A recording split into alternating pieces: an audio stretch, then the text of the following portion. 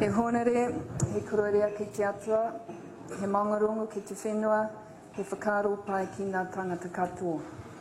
Ko tainui toko waka, ko Ngāti Maniapoto me Ngāti Pāo toku iwi, ko Ngāti Hine Kino me te Urikaraka toku hapu.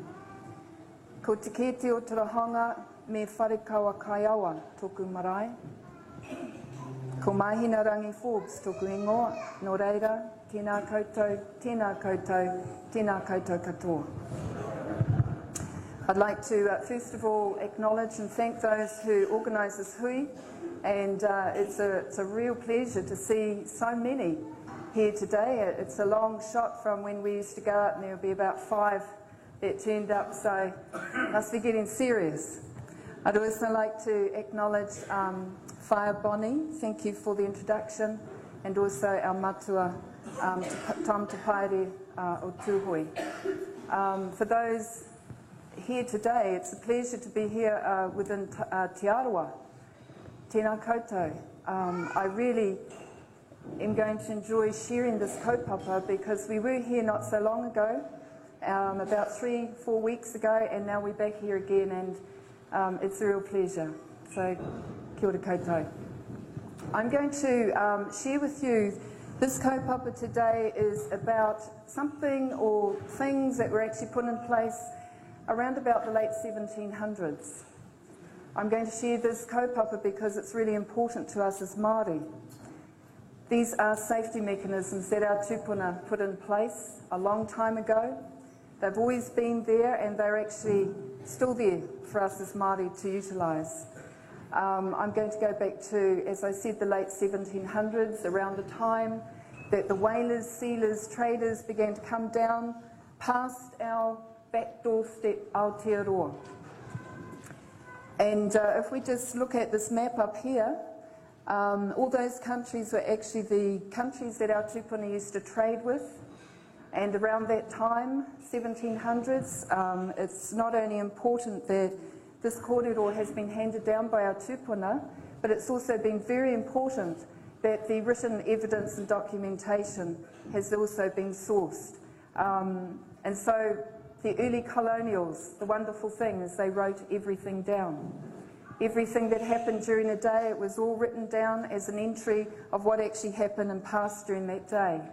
So the first colonial or missionary who was based here, Samuel Marsden, actually documented that ship repairs or shipbuilding began in the late 1700s, and the resources that were very important to them that they saw were our kauri, our kahikatea, our tōtara, that made perfect ship masts for the shipping industry.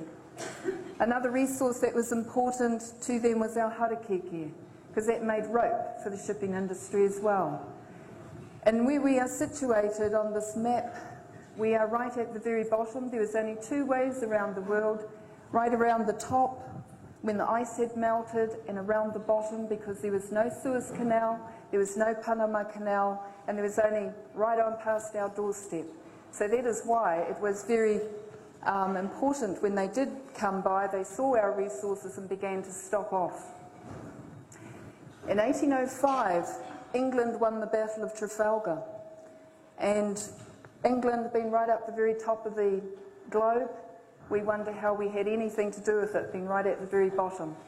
But in actual fact, it is documented that our timbers, our native timbers, were used and as ship mast, built into the ship mast, and because they were tall, straight, they could pull their sails up higher, they outsailed the French and the Italian. From that point on, England became the mistress of the seas. And this whole thing is about trade. This whole relationship that our tūpuna began with other countries around the world was about trade. In 1831, one of our ships was confiscated from the West Indies. At this point, it was the 3rd ship that was confiscated, and a group of ariki travelled from Aotearoa up to England and met with King George IV. Because of the relationship that was going on at that time, the ariki asked King George IV what could be done about the fact that one of his British admirals had confiscated our ship And so King George IV agreed that he would gift a flag. Now the design of the flag was actually designed by our tupuna, and it was one of 3 designs, but the actual mandate of that flag meant that our ships, when carrying them, would have free access to every British port throughout the world under King Henry VIII Charter. King Henry VIII Charter goes right back to the first herb and spice trade throughout the world. And from that point on, we had access to every British port with trade by carrying this flag. The flag that was gifted or chosen was actually a flag very similar to this one up the back, but instead of white around the red St. George cross, it was actually black. And the British resident who was based here at the time, Samuel Marsden, was instructed by the Crown of England to have this manufactured in New South Wales, and it was received here at Mahia on the east coast under a 21-gun salute, meaning it was recognition from one sovereign nation to another sovereign that the inhabitants of New Zealand were their own sovereign nation. The colours that were actually carried on the flag or carried on our ships beforehand were colours from this giant prehistoric eagle called Hokioi. And the colours from this is a red, a dark blue, black, a gold and a white. And these were the colours that were dyed muka that was attached to the ship mast, and this is where the British Admiral didn't recognise what those dyed bits of flax were, and that's why our ship was confiscated. This prehistoric eagle is the largest eagle in the world, and it only lived here in Aotearoa. And this is history that I certainly wasn't taught at school, and I know that it wasn't within our New Zealand education curriculum to teach us about the actual history of our tupuna. I actually knew more about English and European history than I did about our own Maori history. So this picture here was actually constructed by the National Geographic magazine, and the reason that they could get exactly where the colours were is because all that knowledge was preserved in our ancient waiata. The National Geographic was able to prove that they pulled up bones with the archaeologists, and the wingspan across that they measured was something like 22 feet wingspan across. It was so large that it used to prey on more. When we shared this kōrero and took it down to Waipounamu and shared the same kōrero with Waitaha, they were able to take us to the ancient sacred spots where they showed us this big craggy rock where this Hokioi used to live, and the measurements that they had on the bones that remained within their hapu iwi was that it was 33-foot wingspan across.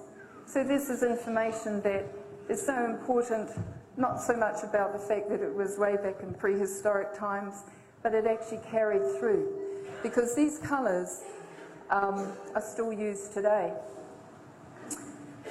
All these flags here, and maybe later on you can come up here and have a look and view them, are actually all flags that were in place before 1840. It is acknowledged at international level. They still stand today and they still exist. It's just that we've never really been taught about them. In 1864, there was a change to the design of this large flag at the back here, the Māori sovereign flag, and according to the kōrero of Ko Huiarau, it was that Taranaki wished to have an input into the design, and because they've always been known for their white feather, the black was removed and it was replaced by white. Within the flag itself, there's a breakdown of ensigns. There's an 8-point star, a 7, a 6 and a 5. And the 8-point star represents Māori sovereignty, protected by whakapapa. The 7-point star represents Ngā Ariki me Ngā Rangatira. The 6-point star represents the native defence. And the 5-point star represents Ngā Hapu Katoa, or Ko Huiarau. At that same time, there was another shipping company that entered into the waters of Te Moananui a Kiwa. And this shipping company was called the Union Steamship Company. It was later known as Shaw Savill, and then we know that same line today as the P&O lines. And the colours that were gifted to them in the same respect as King George IV gifted us, a flag to enter every British port throughout the world. The colours that were gifted to the Union Steamship Company to enter the waters of Te Moana Nui a Kiwa, which is this map here, were the colours of the Hōkioi. Red, gold, blue and white. And it's exactly this flag that's here. And if you look on every container on the railway, every truck on the road, every ship at sea, you'll find that the P&O lines still have this flag painted on the side. And in their head office, they still hold the flag of the Maori sovereign nation, because that was their right, that was the authority that the tupuna gave them to enter the waters of the Pacific. This flag here, this map here, which is like 3 triangles, is known as Whakaahua Te Ao Marama, or the Sacred Mirror Triangle of Te Moana Nui a Kiwa. It is mapped from ancient Hawaiian, ancient Tahitian and ancient Māori dimensions of the heavens. The boundaries within there make up all the countries that are within the boundaries of Te Moana Nui a Kiwa. And each point that that triangle pointers on is actually a reflection of the stars in the heavens. And this area here is what the Union Steamship Company was allowed to enter into, carrying the mandate and authority from the colours of Hōkioi. Now, because there were many, many things that began to take place in the lives of our tupuna,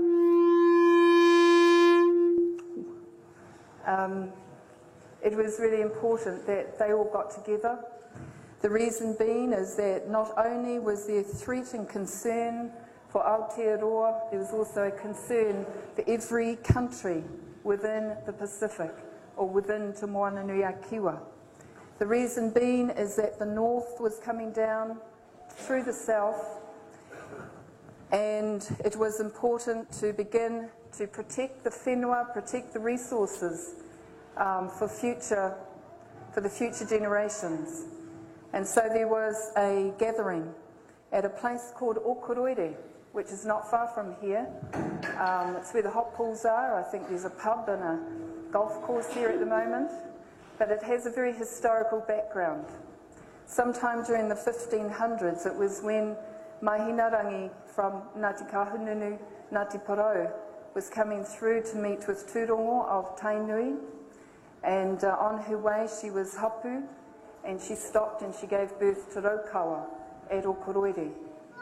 And through that, and there's much history and evidence that united tribes used to meet at Okoroere. And so in 1808 is where the Araki Rangatira got together and they formed a structure called Te Runanga ko Huiarau, meaning the gathering of the hundreds or gathering at large. And it was through this that they saw that there was going to be an exploitation in the future of our whenua and of our resources. This is the first structure of a parliament, and it was set up way back in 1808. It was set up in 2 parts. It was an upper house and a lower house.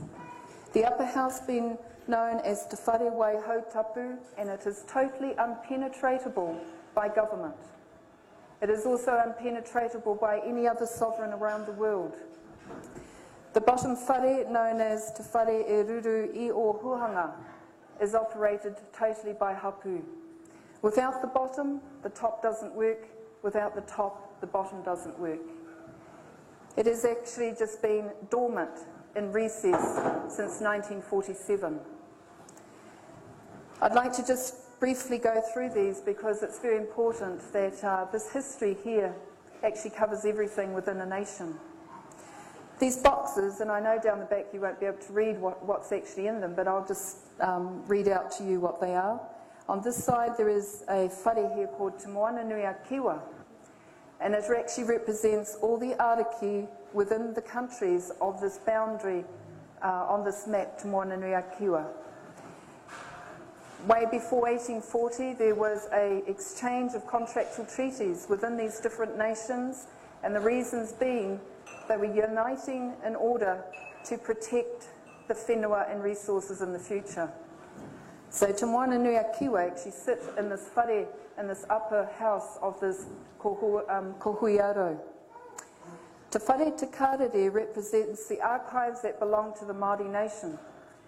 And it is really important that we're aware there are three main archives. There is Te whare te karere, there is the House of St James in England, and there are the archives within Parliament within New Zealand. And I'd like to take our attention to this precious taonga, which is actually a photograph of what they call the Mandate Treaty. It is the only one that holds the seal of Queen Victoria, the seal of Waikato Tairua, who was the taipuru at the time of 1840, and the seal of Governor Hobson. Governor Hobson's signature and a witness to his signature. Te whare te karere represents the seal of Waikato Tairua. The House of St James in England represents the seal of Queen Victoria, and the seal of Governor Hobson represents the archives here in Parliament in New Zealand. Now there have been many fires, there have been many floods, and the archives here in New Zealand have actually had a lot of damage to our history, as well as destroying our history, but it is still in its full entirety within Te whare te karere and within the House of St James in England. Te whare taonga represents the whare that houses all the contractual treaties. All those countries there exchange contractual treaties with our sovereign nation. And those contractual treaties still exist today because they were at sovereign level. And so long as there is a descendant of that sovereign line, then that contractual treaty remains. In Wellington, up until the 1920s, there was a whare that used to house all these taonga, but because of the downturn and there was no pūtea left to maintain, then there was no choice for the ariki to pull down that whare, burn it and bury the remains. But the actual taonga went out to ngā haue whā, to the descendants of the ariki line as kaitiaki, until such time as they all come back together again. And in the last 4 years, that's exactly what's been happening. These taonga have all been coming back to one venue.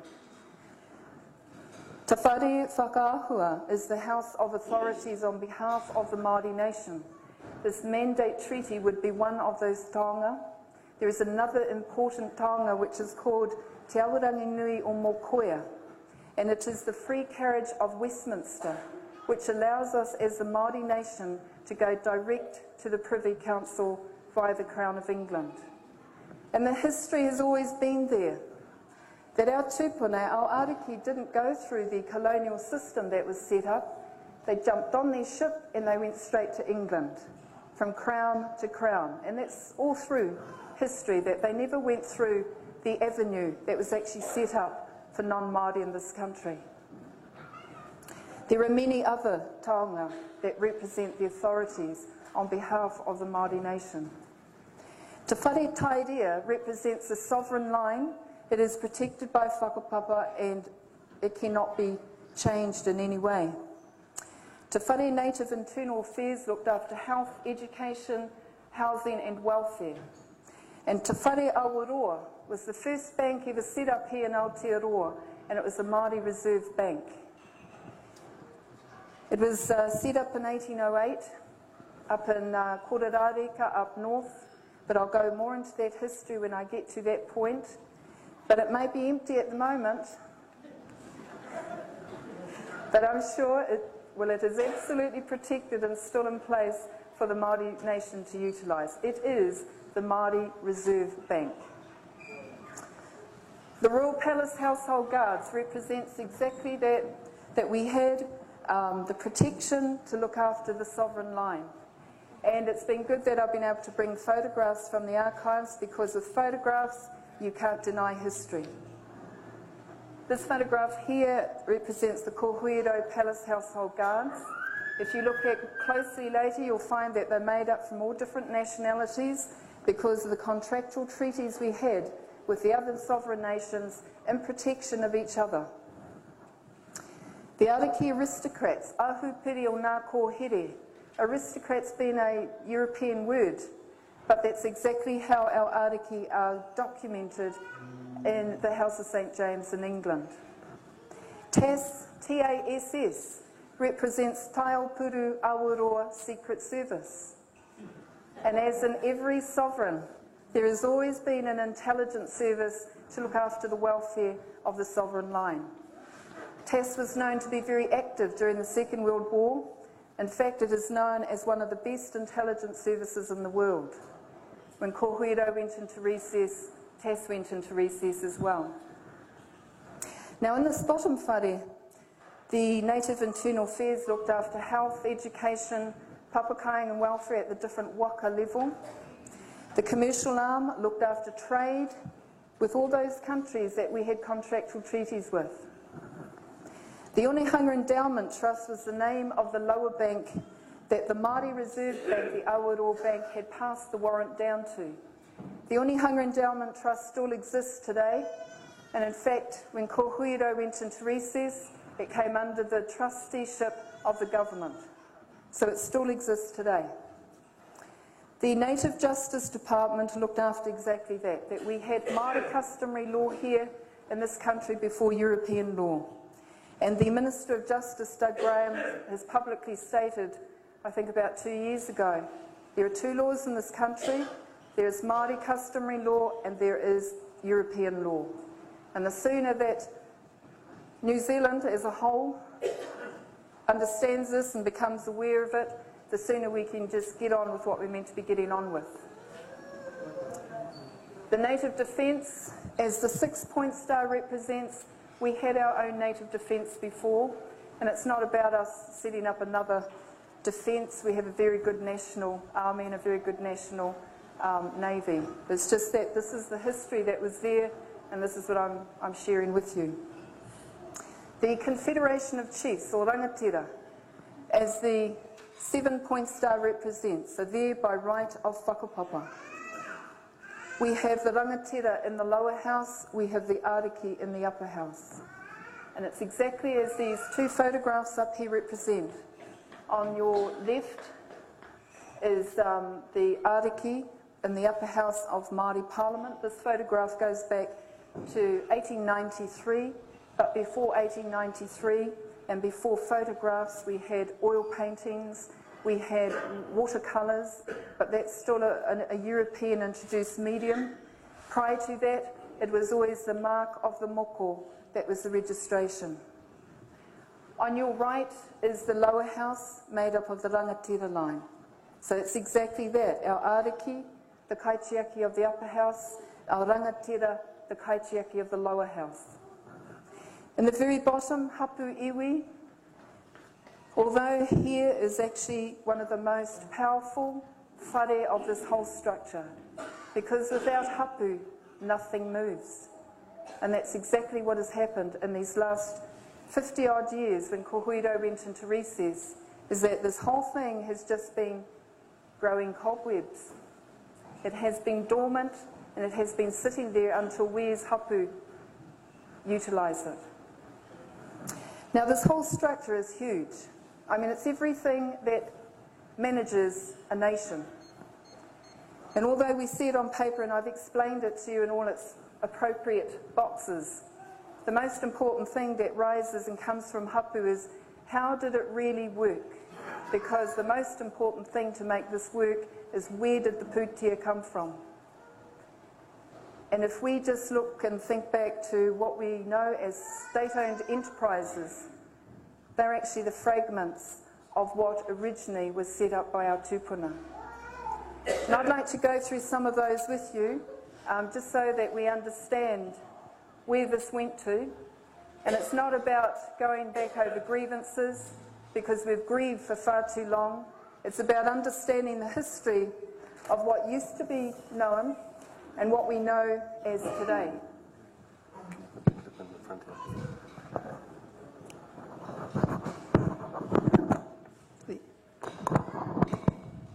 Thank you. Okay. Is that better? Okay. One of these ventures that were set up by our tūpuna was known as Te Karere. It was also known as the Maori Messenger. It later became known as the Native Mail, and it was divided into two, being Native Telegraph and Native Post. While it's in red is when it's in ownership of Maori. When it's in blue is when it became absorbed into the colonial government. This time frame takes us up to about the late 1880s, only 40 odd years after Te Tiriti Waitangi. 1840, prior to 1840, European introduced diseases, the common cold, the measles, tuberculosis wiped out thousands of our tūpuna. 1850s into 1860s, as New Zealand history recalls as Māori Wars, was actually our tūpuna protecting their lands from being exploited and taken away by the British militia. 1870s was a very lucrative time, not only here in Aotearoa, but the rest of the world. 1880s was a world depression, and that's when all the promissory notes began that when the economy gets better in New Zealand, then the government or the colonial government will pay back to the Māori people what is owed. 1890s was the Boer War, 1920s the First World War, and 1940s the Second World War. By that time, there was nothing much left, and the Ariki had no choice but to put Ko Huiarau into recess. I just wanted to walk through that time frame because every venture I'm going to show you is around the same time. The Native Telegraph became known as New Zealand Telephone Exchange. There was another branch of it that was set up, and it was known as New Zealand Radio Broadcasting. Telecommunications came from New Zealand Telephone Exchange, and today we know that as telecom, mobile, radio telephone, satellite and beacons. From New Zealand Radio Broadcasting became known as Radio New Zealand, and then much later down the line, TVNZ. The whakapapa and origins still go back to Te Karere. The Native Post became known as New Zealand Post Office, and then divided into New Zealand Post and Postbank. Postbank has been sold as a state-owned enterprise. New Zealand Post was threatened to be sold in 1986, but the Ariki reminded the government that the origins went back to Te Karere, so they stopped that sale, but today they're looking at franchising each New Zealand Post. Radio New Zealand, after much controversy, sold as a state-owned enterprise. TVNZ, just been sold as a state-owned enterprise. Telecom, sold as a state-owned enterprise. Another venture our tūpuna set up was known as Native Couriers. And it was known, we had our own native shipping, we had our own native transport. It is proved that we had this flag that allowed us free access to every British port. In the back of the British registered ships is actually all the names of our tūpuna, the names of the ships, the names of the ports that they were registered at, which proves that we definitely had our native shipping, and they weren't just little ships, they were 3- and 4-master trading ships. Native transport became divided into two, being railways and New Zealand road services. Railways, one chain across, you may be aware, is still under ownership of the Māori nation. But it is still under lease, and the lease has never ever been broken. However, all the rolling stock on top of the railways has been sold as a state-owned enterprise for around 400 million, including all the buildings, but the land underneath is still leased. Right throughout the North Island and the South Island, the lease still remains at $1 a year.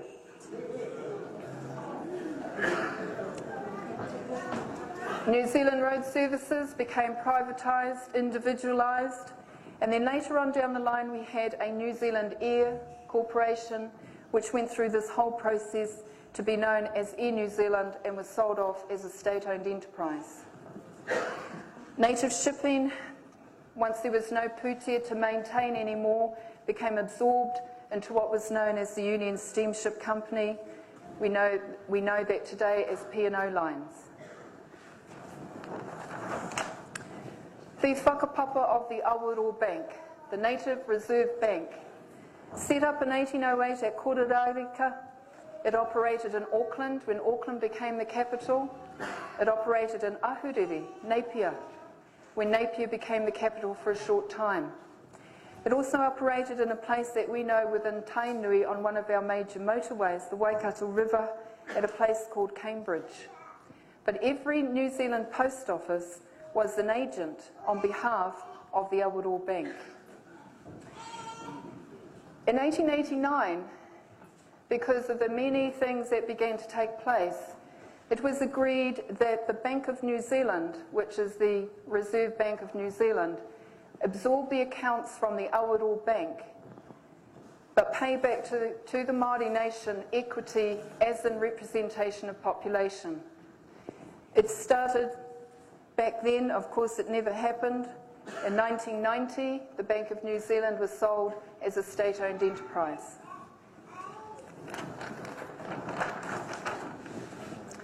The whakapapa of Māori-owned land leased to the Crown. Really important because there were millions and millions and millions of acres of Māori-owned land leased to the Crown. The same land is what we see every month in a pānui called Crown-owned land with Māori interest. It was agreed then that the government would pay to the Māori landowner 6% of the value of the land, but the 94% would go into a land bank, and this is exactly where our land bank began. From there, it is all documented that the colonial government may use that land and use that 94% of the money for Māori health, Māori education, Māori welfare and Māori housing. And that's exactly what was set up. Native hospitals, native schools, native housing and timber mills, because it came under health, education, housing and welfare. The timber mills became defunct once all our forests were felled. There was nothing left. Native housing, papakainga, became known as Māori housing, then it became known as state housing, and then it was known as Housing Corporation, and that's been privatised off.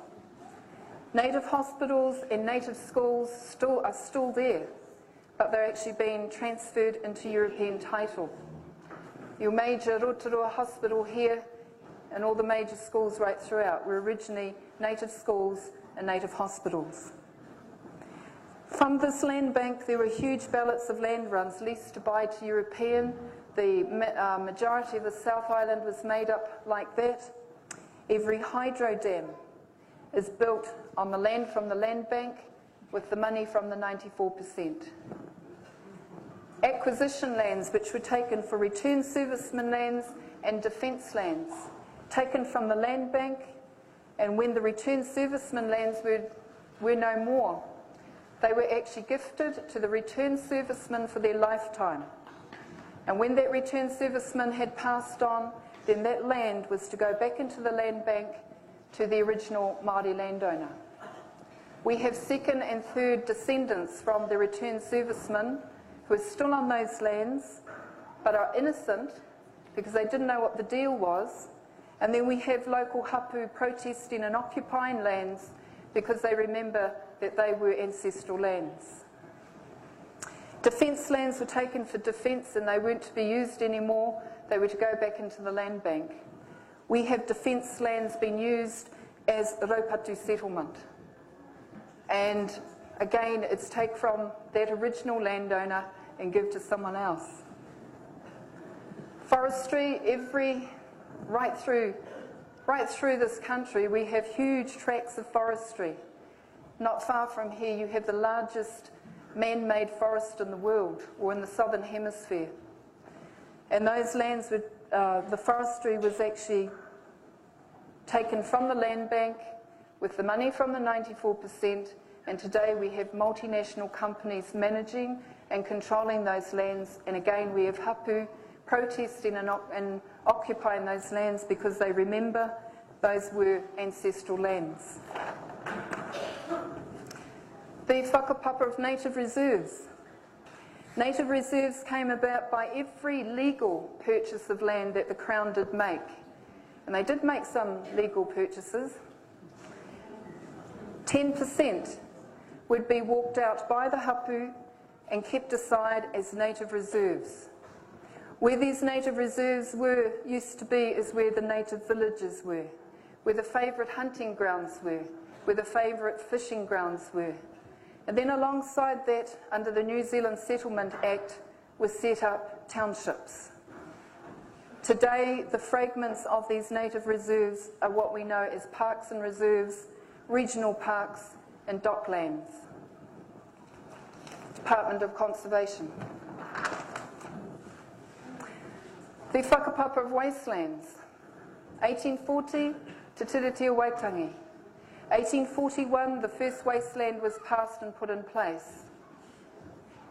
Wastelands was determined by any land that hapu iwi weren't living on were wastelands. But it was from these wastelands that our major resources, our forests, our minerals, our gold, were taken from what is known as wastelands. The same land is actually what is tossed between government and local government. And we have hapu jumping up in the middle trying to take back what belongs to them.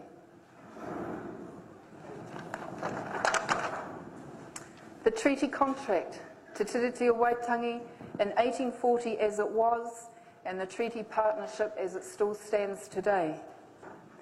That in 1840 there was absolutely no question that the Crown of England was forming a contract with the Maori nation as their own sovereign nation. It was already recognised by the Crown of England that the Maori nation was its own sovereign nation. Ko Huiarau Parliament, or Māori Parliament, was already operating as early as 1808. New Zealand Parliament did not get put in place here in New Zealand until after the 1852 New Zealand Constitution Act. There was no governing body here in New Zealand because every non-Māori was actually governed by New South Wales. New Zealand government was put in place in 1859-1860, and it was put in place for non-Māori. It was already recognised and accepted in the 1852 New Zealand Constitution Act that Māori were already governing, managing their own affairs, and that it's actually in there, the New Zealand Constitution Act, which is an imperial act, protected by a letter of patent, means that no government can change that particular act. However, in 1987, there was an amendment to that act, and if you look through it, you'll find there's absolutely nothing in there that is Māori issue in there. It is only the part that proclaims to European or non-Māori that has been amended. It has not been touched. A general electorate was set up, and it was set up for a tribe that became a legal tribe in 1840 called Ngāti Wikitoria. Ngāti Wikitoria, the descendants of England, Scotland, Wales or Ireland. And anyone else who came within New Zealand and was naturalised after 5 years became part of Ngāti Wikitoria. The manu that was gifted to Queen Victoria, the same as this manu here, is known as the manu of the Taupuru. Within each of our hapu, within each of our iwi, we have a symbolic manu, bird, because that has always been very, very important to us as Māori.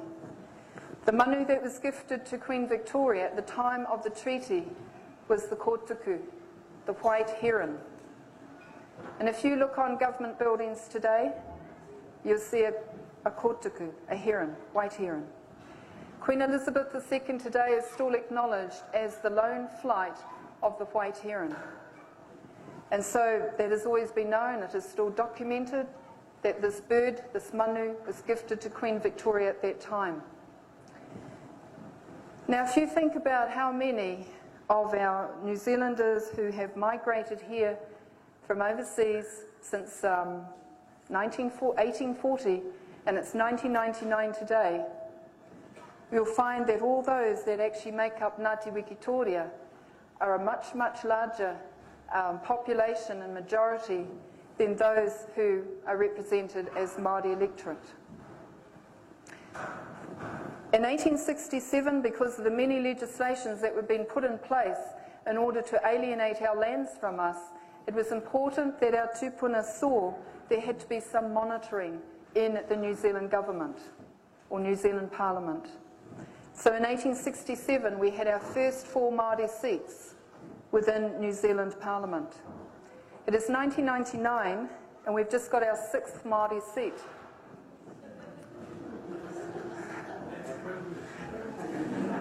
So the seats aren't keeping up with the population. We have a right as Māori to be on the general electorate or the Māori electorate, because the Māori electorate was only set up not too long ago. We have many Māori on the general electorate, we have Māori on the Māori electorate, and we have Māori out there who just given up with the system and they won't register at all. And I don't blame them. However, we had to test this. We tested it all the way through to make sure, is this what our tupuna really meant? Because I have only ever heard that our tupuna were brilliant. And at the time that they were setting up and agreeing to a treaty, it didn't happen on the 6th of February 1840. It took 6 or 7 years from this first contractual treaty way back in 1832. And so because Māori were on the general electorate as well as the Māori electorate, that partnership didn't quite seem right, because it's meant to be an equal partnership. So I'd like to introduce you to my husband, who I always use as a guinea pig. Sorry, Rob. Just stand up here, Rob. My husband, Robin, he's Ngāti Wikitoria. What Robin did is he went and registered himself on the Māori electorate. He registered as Ngāti Wikitoria and his waka being Te Kotuku. And there was jumping up and down in Wellington. Said you can't do that because the Orange Book said you can't do that. However, they left him alone, and the next year he got a card asking if he'd like to transfer back to the general electorate, like most of us Māori who are registered on the Māori electorate. Now, the reason that we tested this is that it has been 1840, this partnership was like this. And over the years, this partnership has slowly been going like that, and it's climbing like that, and it's just not stopping.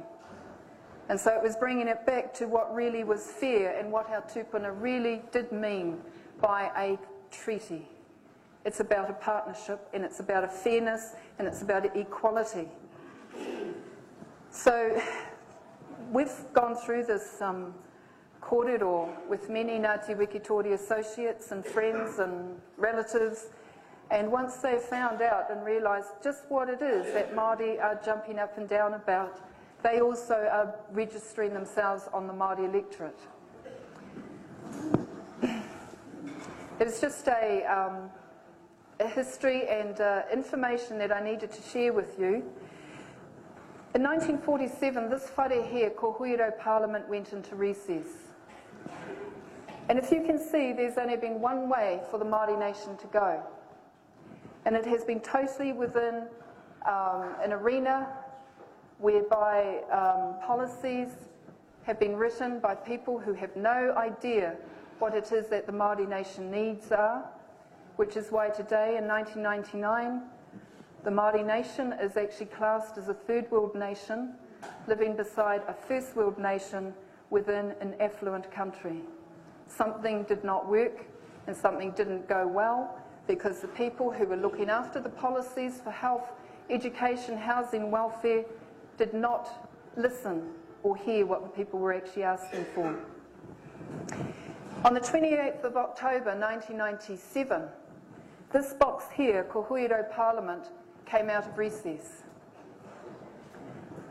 And the reason that it came out of recess is because I mentioned that the most powerful whare out of this whole structure was hapu. And this whole thing had to be picked up and reactivated by hapu. And so we went back exactly as we did with you right today in your whare, that the most important place that we needed to come right back to is the marae-based hapu, because that is exactly how our tupuna set it up, that our whare is the parliament, and that our whare stand and actually sit on sovereign land, that the marae is the sovereign land, that Māori customary law is exactly what happens there, that European law cannot enter into the whare or the marae of our different whare tupuna. And over the time, it has been very cleverly designed that we be taken away from something that is the most powerful authority for us as a Māori nation, and that is our hapu, our marae. During the 1950s, 1960s, the industry waved the carrot. We all went to the cities, we went to the towns, and we are now descendants of what we know as urban Māori. I'm an urban Māori. I live in Tamaki Makaurau. I don't live back on my grandfather's whenua, Maniapoto, and I don't live within Ngāti Pawa on my grandmother's whenua. I live in Auckland. And there are many, many of us that live in the cities because that is where we were taken to.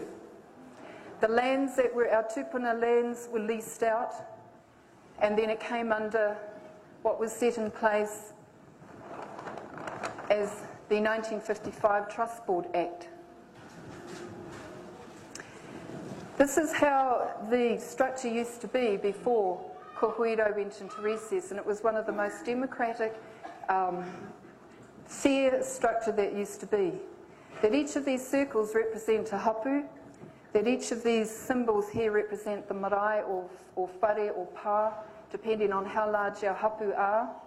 That if this marae-based hapu over here wished to form a joint venture with that one, it was entirely within their right to do that. The profits, the resources remained at hapu level. That if this hapu here wished to form a joint venture with that one, because maybe their lands ran side by side, then it was entirely done at a hapu runanga level, but the resources and the profits remained at hapu level.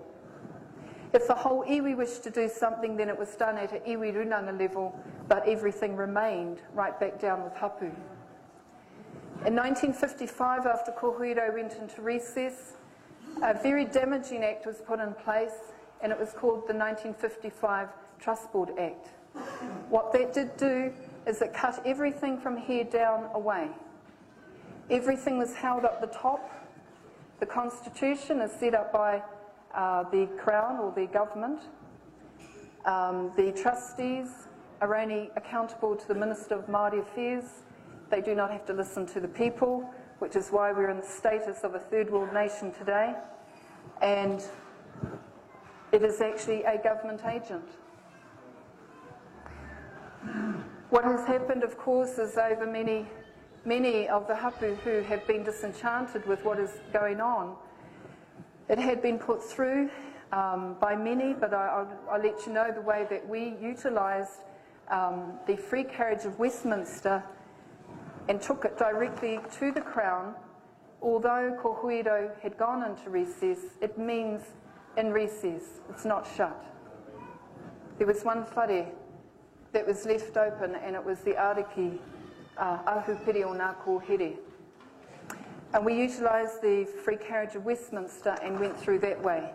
And just in a simple term, it was like this. We went from hapu through this access that was still there to the Crown of England, who then informed New Zealand Parliament to put certain things back in place. Because the whole move towards phasing out the 1955 Trust Board Act was not through the aroha of the MPs in there. In fact, they all jumped up and down. It was actually from a higher order that came down. Now, last year, Te Puni Kokiri took this matter out to Hapu Iwi and asked Hapu Iwi if they wished to amend the Act or phase the Act out altogether. And we all put the submission through and said, "Nā hapu katoa, phase the Act out, we don't want it, we want to go back to what our tūpuna originally had structured." And we are aware that by the year 2000, which is only a few months away, the 1955 Trust Board Act is phased out, and it is up to the Hapu Iwi then what they wish to do. So we've had many organisations being set up called runanga. And really what it was a group of people over here, and the Trust Board's moving over here, calling themselves a runanga, with the same constitution that holds everything up the top. So the hapu that we have been associating with and sharing this kaupapa was about it's the perfect time for hapu to set back up their hapu runanga and keep the empowerment right back down with the people. And that's exactly what we have been doing over the last few years. I'd like to just take this part into the next arena because, yes please, it really brings us up to where we are at right today. And I needed to take us through that history so that we see that the authorities that were in place way back then are still there for us to utilise as a Māori nation. I mentioned how everything is still in its full entirety within Te Whare Te Karere and in the House of St James in England. So this map here is exactly how it was in 1947 when Ko Huiarau went into recess. This is actually outlines the boundaries of the 7 main tribal areas. And if you can see, I'll point to it anyway, that these purple lines here are actually where the boundaries of the 7 main tribal areas, and I'll go through those with you. And this area up here is known as the main tribal area of Ngāpuhi. And while we're up here, I'd just like to say that every hapu, every iwi is no greater than any other. Because when we get down around here somewhere, if you're from certain other main tribal areas, you might raise your eyebrows. So I just want to go through this because this is history, this is how it went into recesses, and this is exactly how we need to bring it out of recess. The main tribal area of Ngāpuhi is that area there. This area here is known as the main tribal area of Ngāti Whātua. This area here is known as the main tribal area of Tainui. And this area here is known as the main tribal area of Te Aroa. This whole area here is known as the main tribal area of Kahununu. And that's what I mean. Kahununu is no greater than Tūhoi or Te Whānau Apanui or Whakatohia or Wairarapa. It is exactly how it was to define the 7 main tribal areas. This main tribal area, all this area here is known as the main tribal area of Te Ateawa, which includes the Chatham Island, Moriori. And this area here is known as the main tribal area of Waitaha Katimamoi. I just hear of actually, at that time Ngaitahu was actually up in here.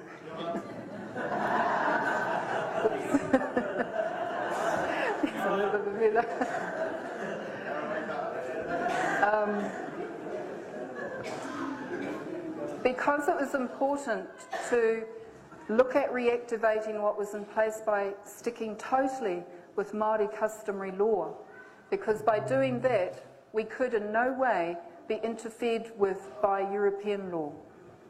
And that is why it was so important to bring that whole basis back to marae-based hapu, because on that sovereign land no European law can enter into there, and that is the mandate that our tūpuna had originally set up.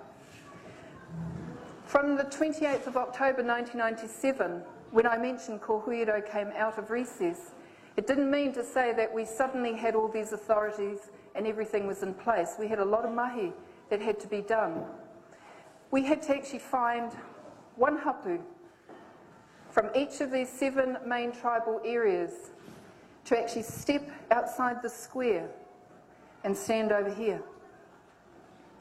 And the reason I say that is because every marae is under an incorporated society under the Tūturu Whenua Act, which is actually under a government agent. And we had that handed over in 1947. So in order to come right back to sovereign Māori law, Māori customary law, we had to step outside of the government agent, come over here and set up another body, a legal body, in order for those hapu to stand on their own mana as a sovereign body to carry out Māori customary law. Now that body that was set up, a legal entity, was very important because from the incorporated society, which actually disempowers hapu, it actually disempowers hapu and allows another body to manage your resources and everything for you. It was to set up a body that was going to have the empowerment for hapu to carry out their commercial business, look after their own resources, and have vested back in them from this other government agent their resources. So what was set up was a charitable trust. The charitable trust being that, although we're talking Māori customary law here, it was important to equip the hapu with a legal body because all resources were stored out there.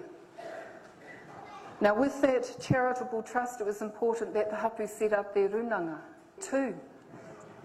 So we came down and we said, okay, we'll go with one. So within this area here of Ngāpuhi, there was a hapu based up here at Pohotiare, known as, based up here at Te Hapua, known as Pohotiare. They had set themselves up outside of the system and set up their hapu runanga, which opened it up for all the hapu within this area, within Ngāpuhi. Within Ngāti Whātua, we had a hapu set themselves up called Ngā Uri o Hau Moe Wārangi, who are based up here in Kaipara, and they set up their runanga and set up their legal entity outside of the incorporated society. They opened it all up for every hapu within Ngāti Whātua. Within Tainui, we actually have 2 in there, but it's only because they got it together at the same time. So we have Ngāti Whawhākia, who's sitting over here, of Waikato. We have Ngāti Wairere of Waikato. Within Te Arawa, this whole area here, we managed to get a little hapu based right down here at Kākehi called Ngāti Mananui or Tūwhareto. And they opened it up for the whole of Te Arawa. Within this whole area here, which is a large area, we managed to get a hapu who live in the bush in Waimana.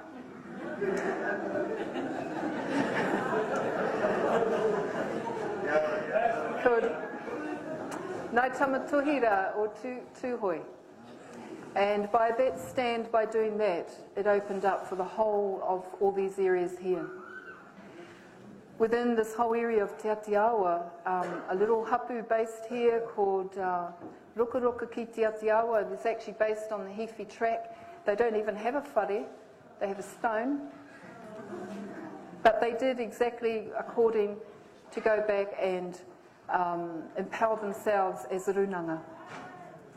And within this whole area here, we have a hapu called Kurawaka ki Waitaha, based here in Christchurch.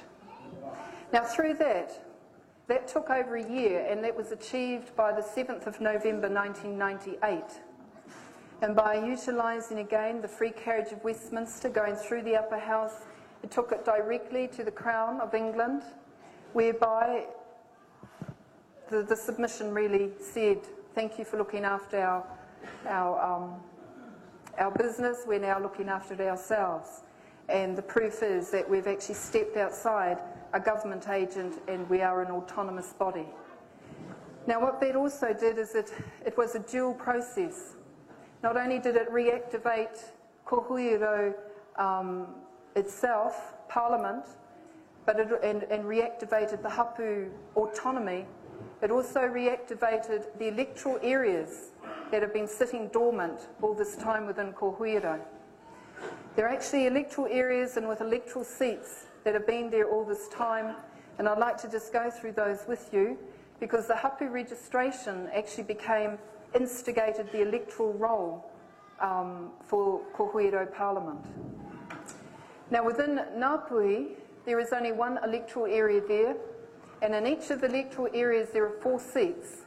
There are 2 seats for Maori, there are 2 seats for Ngāti Wikitoria. And that is exactly how our tūpuna had set it up. After 1840, Te Tiriti Waitangi, it was opened up for that other legal tribe. So within Ngāpuhi, there are 4 seats there. Within Ngāti Whātua, there is 1 electoral area. There are 4 seats there. Within Tainui, it was actually divided into 2. This is known as Hauraki Tainui, and this is known as Maniapoto Tainui. There are 4 seats in Hauraki Tainui, and there are 4 seats in Maniapoto Tainui. Within Te Arawa, there is 1 electoral area, so there are 4 seats in here. And within this whole area of the whole coast, it is actually divided into 4. And in each of these 4 is 4 seats here in Mātātua. There are 4 seats here in Ki Wairoa. There are 4 seats here in Heretaunga, and there are 4 seats here in Wairarapa. Within this whole area here, it was actually divided through here. There are 4 seats there and 4 seats there.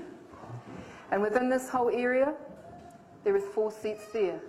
There are actually 48 compulsory electoral seats that have been sitting dormant within ko Huiarau, and through the hapu that took that through on the 7th of November 1998, it instigated the electoral roll, which opened up for every hapu right throughout the land and every New Zealander, the electoral areas within ko Huiarau Parliament.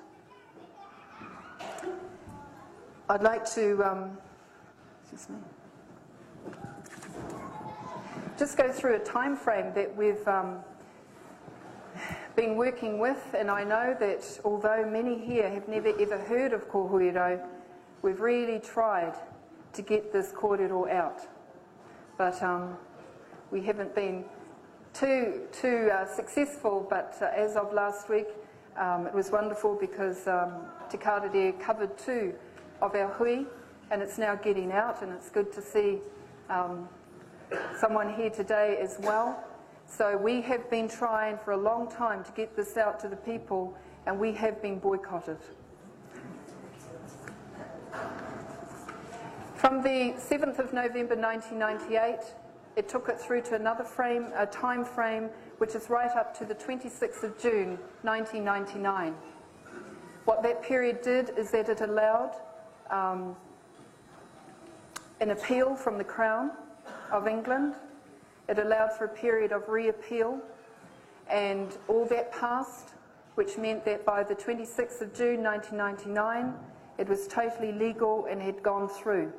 There was a hui in Auckland where that date was carried out and a court was held, which activated ko Huiarau and which activated the electoral seats and the electoral areas within the whole of the 7 main tribal areas. A warrant was then passed on the 28th of June calling on the 7 main tribal areas to put forward their nominations for candidates. That period took it through to the 9th of August 1999.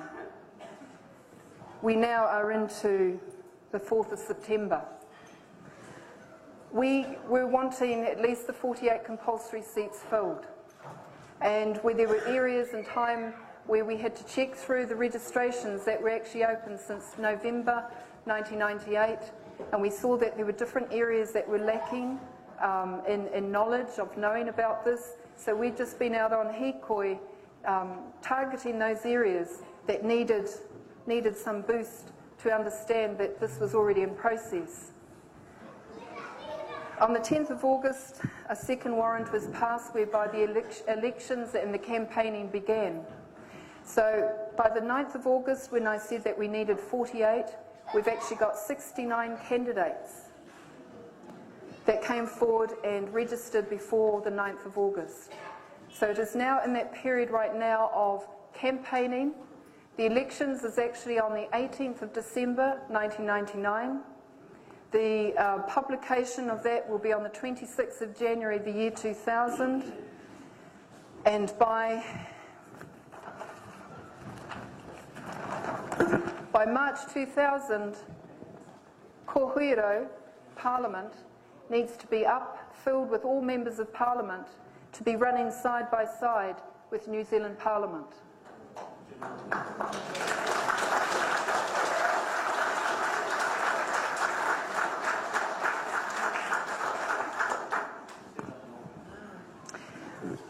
Because we had to take it through that legal avenue, each time we did, we had response from Government House. So what I'm saying, this is not treason.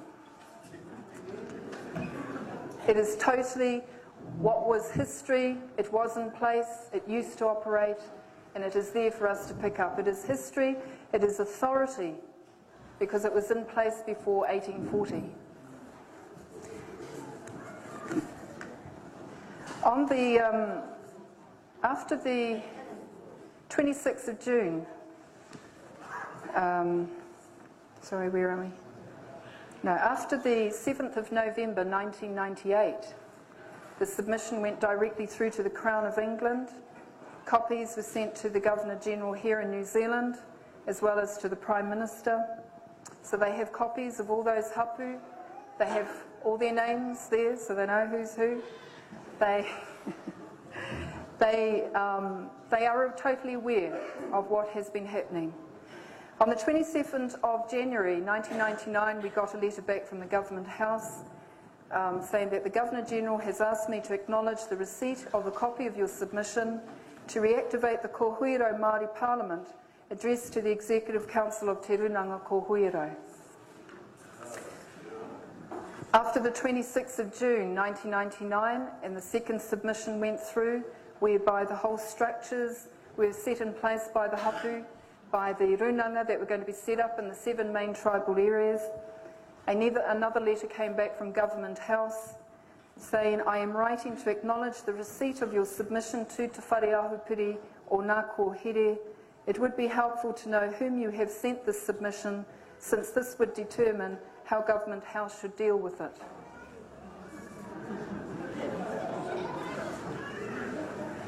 So since that time, we have informed the ariki, because everything has been held in the kaitiaki, who have informed Government House that everything has now been passed over to the people.